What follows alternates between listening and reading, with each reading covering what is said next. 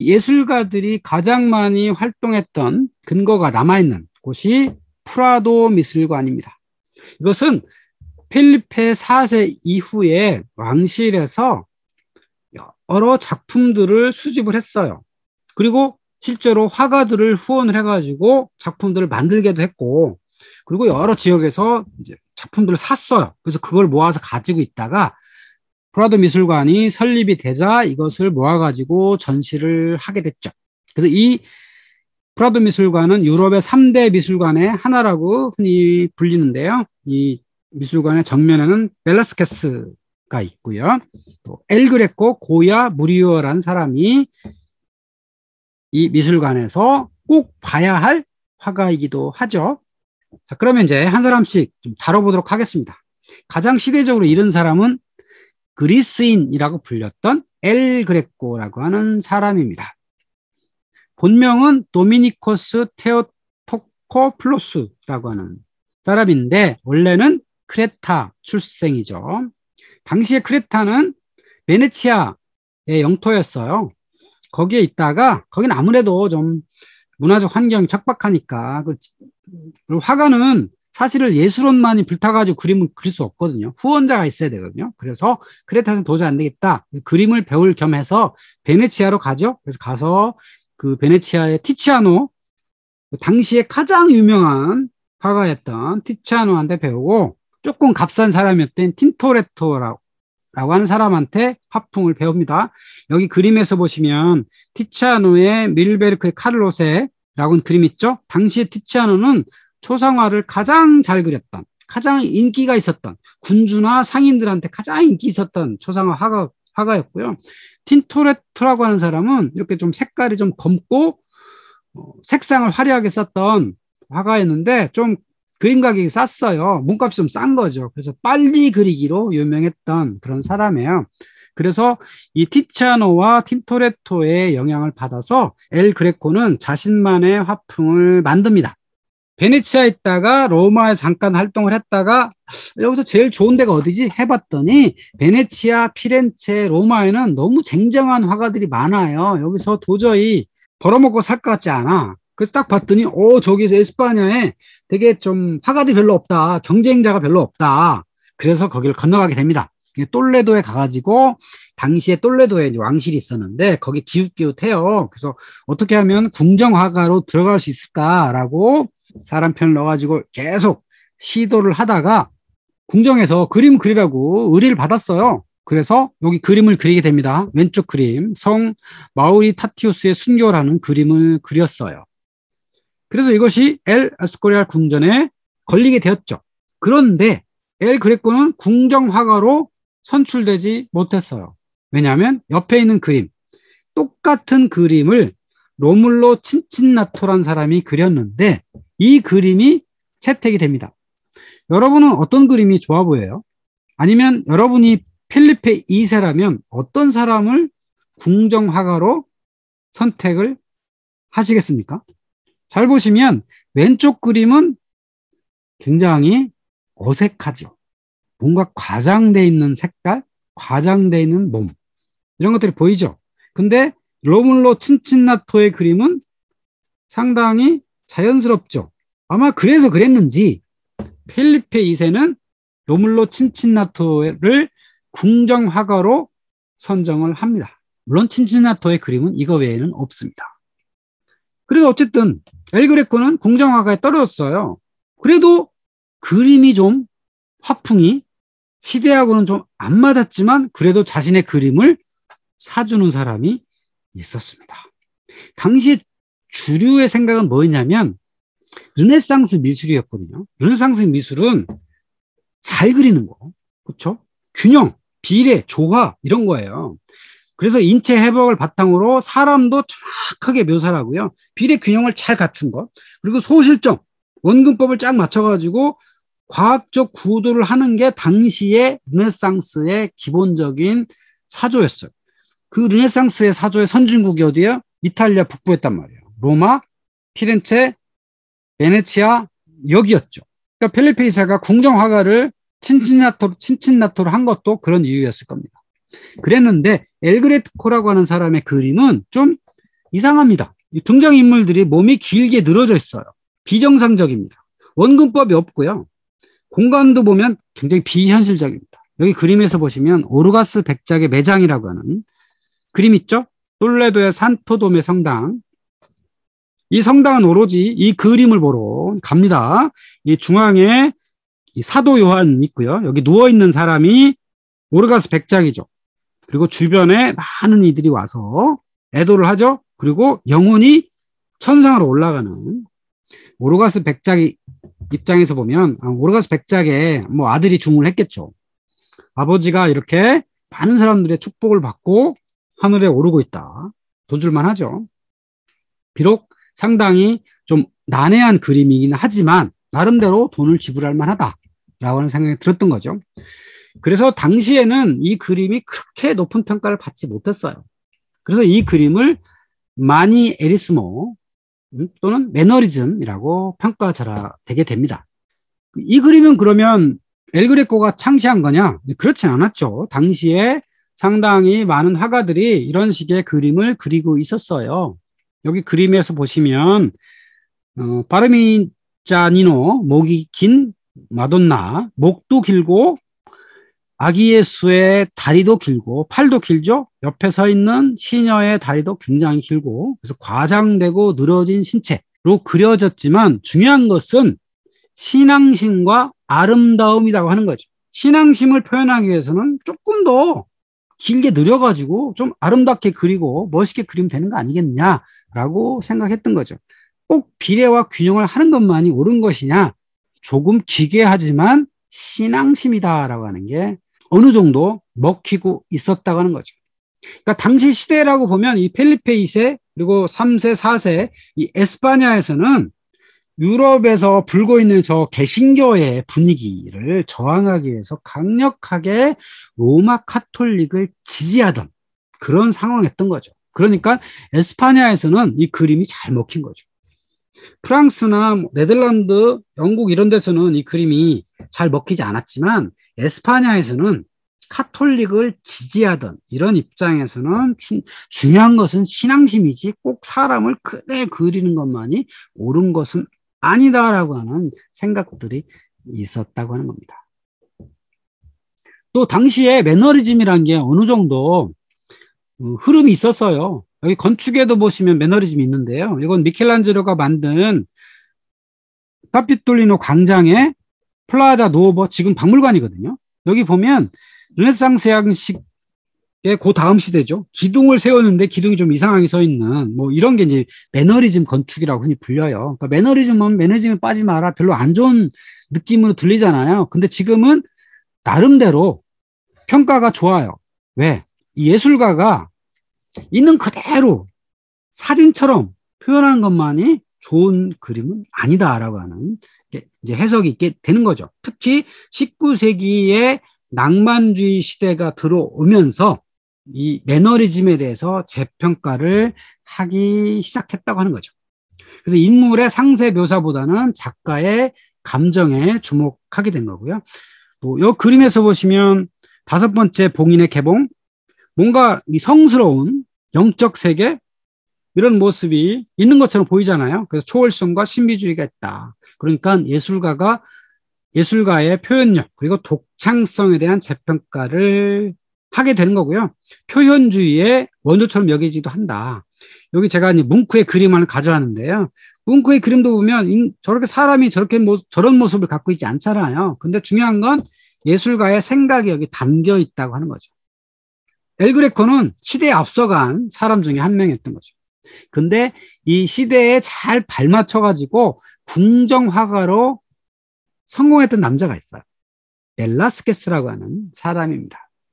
그러니까 엘그레코는 그리스인이잖아요. 그리스 넘어온 사람인데 이 벨라스케스는 에스파냐 사람이니까 에스파냐의 국민화가라고 불릴 수 있겠죠.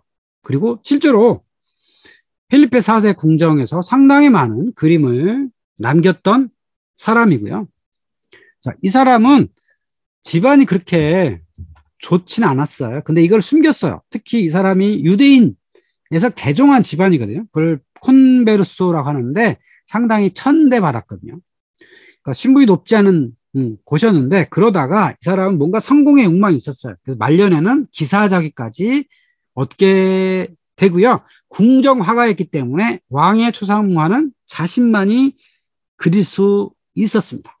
궁정에서 계속 돈을 받으면서 그 왕실의 그림만 그린 건 아니에요. 자기만의 그림도 그렸습니다. 아무래도 궁정화가로서 정기적인 급여를 받다 보니까 좀 여유가 있었나 봐요. 그래서 자신의 예술을 발휘해가지고 다양한 사람들을 그리게 됩니다. 여기 보면 초상화가 있죠.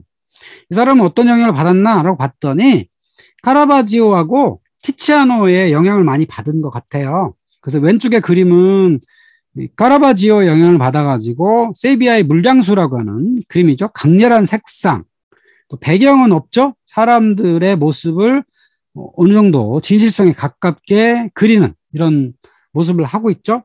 오른쪽에 인노켄티우스 10세 교황의 얼굴 이제 초상화 같은 경우에도 사실성을 상당히 강조하면서도 색상을 이제 강하게 표현하는 베네치아 화풍을 하고 있죠. 요 두 사람 같은 경우에는 세비야의 물장수는 돈을 안 받았겠네요. 그냥 그렸을 것 같고 여기 교황 인노켄티우스 10세는 당연히 돈 받고 그랬겠죠. 돈 받고 그려지 않았을 것 같은 그림이 여기 있어요. 세바스찬 데 모라라고 하는 그림 같은 경우에는 돈 받고 그렸을 것 같진 않죠? 이런 사람들의 그림도 그리게 된 거고요. 또 실 잡는 여인들이라고 하는 그림은 이것도 해석이 상당히 난해한데 제가 보기에는 이 교회의 모습을 그린 게 아닌가 싶어요. 저기 정면에 보면 동그란 장미창이 있잖아요. 장미창이 있는 저곳이 어딘가면 성가대가 있는 그 동쪽 끝이에요. 설교단이 있는. 그러니까 저곳은 천상의 공간이고 이쪽 앞쪽에 있는 실 잡는 여인들 여기는 지상의 공간인 거죠. 지상의 공간과 천상의 공간을 이렇게 나눠가지고 하나의 뭐 신앙심을 표현한 뭐 이런 모습이라고 할 수도 있겠죠. 벨라스케스의 대표작은 뭐니 해도 라스 메니나스라고 하는 시녀들이라고 표현되는 이 그림입니다. 이 그림의 본래 이름은 시녀들과 여자 난쟁이와 함께 있는 마르가레타 공주의 초상화입니다. 여기 제가 동그라미를 해놨는데요. 가운데 있는 아주 귀엽게 생긴 노랑머리 공주가 있죠. 이 공주는 커서 합스부르크 왕가로 시집갈 예정이었어요. 그래서 이 공주의 초상화를 많이 그렸어요. 이 공주가 이렇게 생겼습니다라고 어릴 때부터 계속 그려가지고 합스부르크 보냈던 거죠. 그런 그림 중에 하나로 라스 메니나스를 그린 것 같은데 이 그림에 대한 해석도 상당히 다양하더라고요. 여기 보면 화가 벨라스케스도 등장을 하고요. 저 뒤에 거울에 비친 펠리페 부 4세가 보여요. 그러면 여기 우리가 보는 이 자리에 벨라스케스 4세 부부가 있었다는 얘기도 되고요. 또 난쟁이들도 있고 개도 있고 그래서 이 모습이 과연 어떤 해석을 해야 되느냐 뭐 이런 썰이 많이 있더라고요. 그림에 대한 어떤 해석에 보니까 요런 그림을 그리는 화풍이 네덜란드에서 온 것 같기도 하고요. 이 벨라스케스의 영향을 받아서 네덜란드 화풍이 이렇게 바뀐 것 같기도 하고 어쨌든 유럽의 화가들은 서로 다른 그림들을 보고 화풍을 많이 뺏기고 자신들의 화풍을 만들어가고 이런 게 되니까 벨라스케스가 창조를 했다고 할 수도 있고 다른 데서 가져왔다고 할 수도 있고 이렇게 볼 수가 있겠죠. 에스파냐에 빼놓을 수 없는 인물 고야라고 한 사람이 있죠. 프란시스 고야. 정말 시대를 앞서간 그림입니다. 벌거벗은 마하와 옷 입은 마하입니다. 그러니까 마하라는 게 뭐냐면 젊고 활달한 여인이란 뜻이랍니다. 그러니까 젊고 활달한 여인을 이렇게 그린 거죠. 그러니까 원래는 벌거벗은 마하란 여인을 그렸는데 당시에는 누드로 그림을 그릴 수가 없죠. 더군다나 엄격한 카톨릭의 나라였던 에스파냐에서 어떻게 누드를 그리겠어요. 그러니까 여신은 누드를 그릴 수 있었지만 여인을 그릴 수가 없거든요. 그런데 이 그림의 본래 소장자는 재상이었던 마누엘 고도라고 하는 사람이었대요. 근데 이 사람은 누드 그림을 좋아해가지고 누드 그림만 쫙 모아서 별실에다가 자기만 감상하는 이런 걸로 채워놨다고 하는 거예요. 그리고 사람들한테 보여주는 목적으로 옷 입은 마하도 그렸다고 합니다. 근데 이 그림을 자세하게 보면 벌거벗은 마하는 상당히 자세하게 묘사를 하고 있고요. 옷 입은 마하는 좀 대충 그렸다라고 하는 느낌이 듭니다. 그러니까 원래는 벌거벗은 마하만 그렸는데 이것이 들킬까봐 옷 입은 마하까지 같이 그려가지고 여기 마누엘 고도란 사람이 소장을 하고 있었다고 하죠. 그래서 오랫동안 이것은 사람들한테 알려지지 않았다가 1900년도 이후에 이 미술관에서 이거를 전시를 하고 있기도 합니다. 이거를 인터넷에서 검색하려고 했더니 이것도 성인 인증이 돼야 돼요. 뭐 그 정도로 상당히 민감한 그림이기도 합니다. 그래서 이 벌거벗은 마하란 그림이 어쨌든 알려졌어요, 세상에. 고야가 종교재판소에 불려갔습니다. 도대체 너는 무슨 생각으로 여인의 몸을 그렸단 말이냐?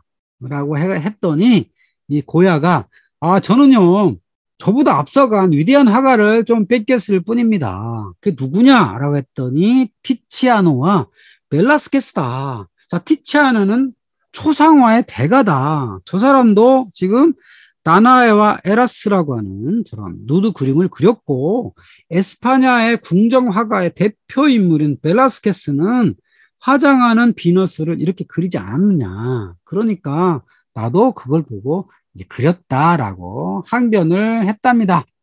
결국은 무사히 종교재판소에서 풀려났다고 하죠. 그런데 사람들의 관심은 과연 이 마하라고 하는 여인은 누구냐라고 하는데 쏠리게 됩니다. 과연 이 마하의 모델은 누구냐? 그래가지고 사람들의 억측이 많이 있었죠. 근데 그 중에서 고야라고 하는 화가와 연인 관계로 떠들썩했던 여인이 있었습니다. 알바 공작부인인데요. 이 알바 공작은 필리페 2세의 명에 의해서 네덜란드에 쳐들어갔던 그 장군이에요. 그러니까 이 알바 공작이 네덜란드 간 사이에 이 부인이 고야랑 좀 바람을 폈던 거죠. 그래서 혹시 이 마하의 모델이 아닌가라고 하는 사람들의 썰이 있었던 거죠. 근데 얼굴을 잘 보시면 얼굴이 좀 다르죠. 같은 것 같지는 않아요. 근데 또 하나의 썰이 있어요.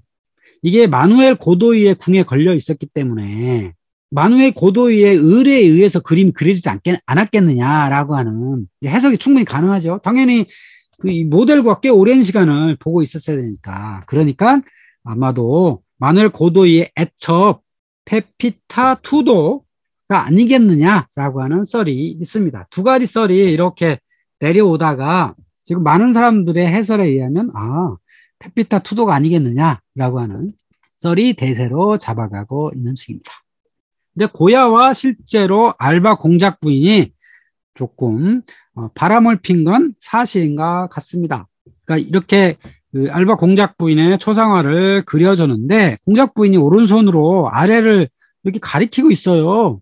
도대체 뭘 하려고 하는 말이 뭔가? 라고 봤더니 거기에 뭐라고 써 있냐면 내겐 진짜로 고야뿐이다. 이렇게 써져 있습니다. 물론 이건 화가인 고야가 썼겠죠. 그러니까 알바 공작 부인하고 오랫동안 이렇게 연인관계를 지낸 게 아니기 때문에 고야의 마음이 여기에 담겨 있는 게 아니냐라고 할 수 있겠죠. 고야의 그림 중에서 유명한 작품이 또 하나 있습니다. 1808년 5월 3일의 마드리드 혹은 프린시페 피오 언덕의 학살이다라고 하는 그림인데요. 이게 왜 유명하냐면 이 그림을 다른 화가들이 모방을 했기 때문입니다. 자, 이 그림의 배경은 뭐냐면 1808년이니까 나폴레옹이 에스파냐를 쳐들어왔던 당시예요. 그래서 에스파냐 사람들은 게릴라전을 펴가지고 나라를 방어를 하고 있었거든요. 그래서 게릴라라는 말이 이 나폴레옹 시대에 탄생을 하게 된 건데 그 시대에 프랑스군에 의해서 학살되었던 에스파냐 사람들을 표현하고 있습니다. 자, 그런데 요 그림의 구도를 몇 사람이 뺏겨요. 대표적인 사람이 마네라고 하는 인상주의 화가죠. 이 사람은 멕시코 황제였던 막시밀리안의 처형, 이라고 하는 그림을 그리게 되는 거고요. 구도가 거의 비슷하죠. 또 피카소라는 사람이 이런 그림을 남깁니다. 한국에서의 학살이다. 1951년도에 황해도 지역에 있었던 민간인 학살 사건을 그리고 있다고 하는 건데요. 이 그림은 여러 가지 의견이 분분합니다. 뭐 미군이 뭐 이 지역 사람들을 학살했다. 북한군이 이 마을 사람을 학살했다. 뭐 여러 가지 썰이 있는데 이건 뭐 해석이 분분하고요. 아무래도 당시에 피카소는 프랑스에 살면서 공산주의자였다예요. 그래서 그 들려오는 전쟁의 소식을 듣고 그 얘기를 듣고 이제 그림을 그리는데 여기 고야와 마네의 그림을 구도를 보고 거기에 비슷하게 그림을 그려냈다라고 하는 거죠. 결국 예술이라고 하는 것도 처음부터 창조로 되는 건 드물고 앞에서 있었던 많은 예술가들의 어떤 구도 아니면 색깔 이런 것들을 모방해가지고 거기서 출발해서 자신만의 걸 만들어 나가는 이런 것들이 어떤 발전 방향이라고 할 수 있겠죠. 세상에 창조된 것은 아무것도 없다. 이런 말도 있거든요. 그런 것처럼 예술이란 흔히 모방에서 출발해가지고 뺏기고 결국은 자신만의 것을 만들어내는 것이다. 이렇게 볼 수 있겠습니다. 자, 여기까지 하겠습니다.